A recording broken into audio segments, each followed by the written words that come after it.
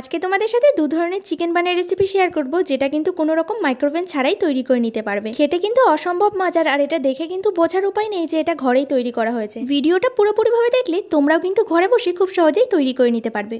প্রথমে দেখো, একটা কাপ মেপে 2 কাপ ময়দা নিয়ে নিলাম, আর এর মধ্যে দিয়ে দিলাম সামান্য একটু নুন, দিয়ে দিলাম 2 চামচের মতন চিনি, আর দেবো 1 চামচ ইস্ট। আমি যেহেতু 2 কাপ ময়দা নিয়েছি সেই কারণে কিন্তু 1 চামচ ইস্ট দিয়ে দিলাম, মানে প্রতি কাপের জন্য হাফ চামচ করে ইস্ট ব্যবহার করেছি।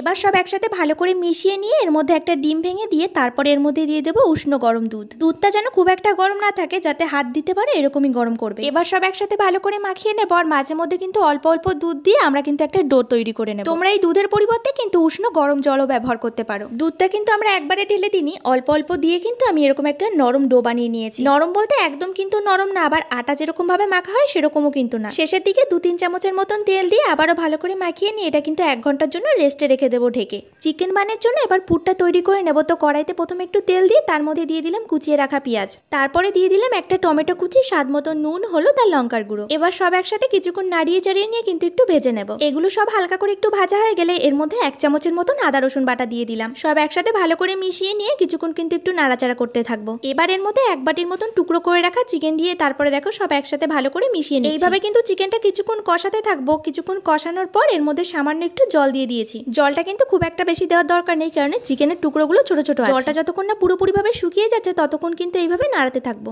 তোমাদের যদি মনে হয় চিকেনটা একটু ছাড়া ছাড়া হয়েছে, মানে এরকম মাখা মাখা হয়নি, তাহলে কিন্তু এর মধ্যে 1 চামচের মতন ময়দার গুঁড়ো দিয়ে ভালো করে মিশিয়ে নেবে। নামানোর আগে কিন্তু একটু ধনেপাতা ছড়িয়ে দিলাম, আর এইদিকে দেখো যে ডোটা রেখেছিলাম সেটা কিন্তু ফুলে ডাবল হয়ে গেছে। এবার একটা চাতালের উপর কিছুটা পরিমাণ ময়দা ছড়িয়ে দিয়ে আমরা কিন্তু ডোটা আরেকবার ভালো করে মাখিয়ে নেব।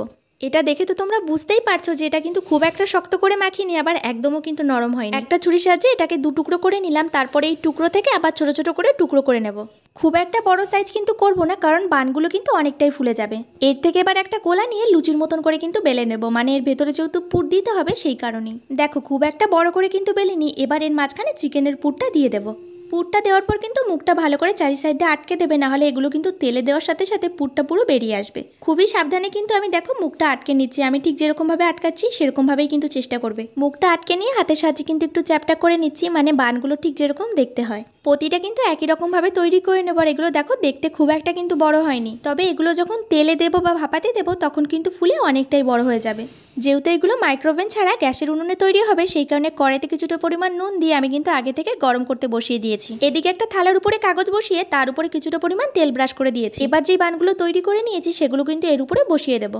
কালারটা যাতে সুন্দর আসে সেই কারণে দেখো এর উপর থেকে একটু ডিমের কুসুম ব্রাশ করে দিলাম। এগুলো যাতে দেখতে ভালো লাগে সেই কারণে উপর দিয়ে কিন্তু একটু তিলও ছড়িয়ে দিলাম। কড়াইটা কিন্তু প্রায় 10 মিনিট আগে আমি গরম করতে বসিয়েছি, আর তার মাঝখানে কিন্তু একটা স্ট্যান্ডও দিয়েছিলাম। এবার এই থালাটা ধরে কিন্তু আমরা কড়াইয়ের উপর বসিয়ে দিয়ে ঢাকনাটা চাপা দিয়ে দেবো। আমি কিন্তু কয়েকটা বান এইভাবে তৈরি করে নিচ্ছি, আর বাকিগুলো কিন্তু তেলের মধ্যে ভেজে নেব। দুটোই খেতে কিন্তু অসম্ভব সুন্দর হয়। প্রায় 8-10 মিনিট পর আমি যখন ঢাকনাটা সরিয়ে দেখলাম দেখো কতটা ফুলে গেছে। তারপরে আরও কিছুক্ষণ ঢাকনাটা চাপা দিয়ে রাখবো, তাও প্রায় 25 মিনিটের মতন। আর এই সময় কিন্তু গ্যাসের ফ্লেমটা লো থাকবে। কালারটা ভালো আনার জন্য মাঝে কিন্তু 2 বারের মতন গ্যাসের ফ্লেমটা একটু হাই করে দিয়েছিলাম 2 মিনিটের জন্য। বাকি যেই বানগুলো ছিল সেগুলো কিন্তু এবার গরম তেলের মধ্যে দেখো ভেজে নেব। উল্টে পাল্টে কিন্তু দুপাশেই লাল লাল করে ভেজে নিচ্ছি। এটা ভাজতে কিন্তু খুব একটা সময় লাগে না। দেখো খুব সুন্দরভাবে কিন্তু আমাদের ভাজা হয়ে গেছে। এবার এগুলো তুলে নিলেই আমাদের কিন্তু বানগুলো একদম রেডি। কত সহজভাবে দেখেছো, 2 ধরনের চিকেন বান কিন্তু বাড়িতেই তৈরি করে নিলাম। এটা যদি কাউকে দেওয়া হয় কেউ কিন্তু বুঝতেই পারবে না যেটা ঘরে তৈরি করা হয়েছে। দেখতে যেমন হয়েছিল খেতেও কিন্তু অনেক বেশি মজা ছিল। আর এই রেসিপিটা তোমাদের কেমন লাগলো অবশ্যই কিন্তু কমেন্টে জানিও। মাঝখান থেকে আমি তোমাদের একটা কেটে দেখাচ্ছি যে এটা কতটা সুন্দর সফট আর নরম হয়েছে। এই চিকেন বান খাওয়ার জন্য আজ থেকে কিন্তু আর বাইরে যেতে হবে না, ঘরে বসেই কিন্তু এরকমভাবে তৈরি করে নিতে পারবে। দেখে বুঝতে পারছো কিনা জানি না, তবে এটা কিন্তু খুব সুন্দর নরম হয়েছিল।